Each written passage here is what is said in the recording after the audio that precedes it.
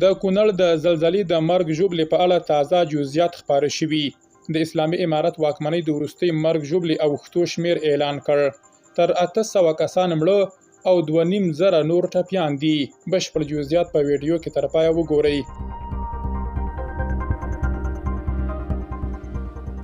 پاتمنو لیدونکو ستړي مه شئ. ذبیح الله مجاهد وایي په کونړ کې د زلزلې له کبله د مړو شمیر 800 او د ټپیانو 2500 ته ورسید. د طالبانو ویاند ذبیح الله مجاهد ډیروي چې له کونړ څخه د وروستیو معلوماتو پر بنسټ د ځمکې لړزې له کبله 800 کسان مړه او 2500 نور ټپیان شوي دي. خو دغه شمیر لا وروستی نه دی.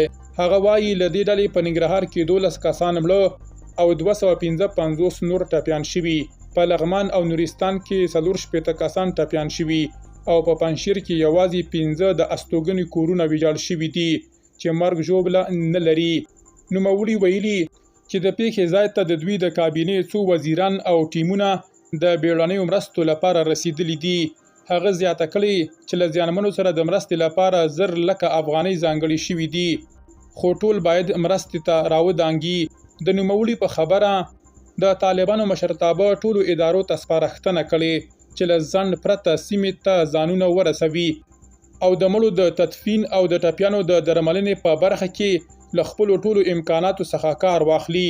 د طالبانو ویاند وایي چې د پیښې شمیره هره شیبه بدلیدای شي ځکه چې په ټکو یې لا هم ځینې ډلې د پیښې ځای ته لاسرسی نه لري. مجاهد وایي په کونړ کې ځینې کلي په بشپړ ډول له منځه تللي او وخت ناوخت له دغه ځایه دوی ته وروستۍ شمیرې را رسیږي چې له رسنیو سره به یې شریکې کړي.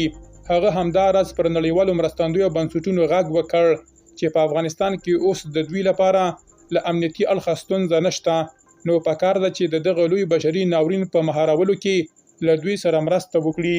درنو لیدونکو له ملتیا مو مننه.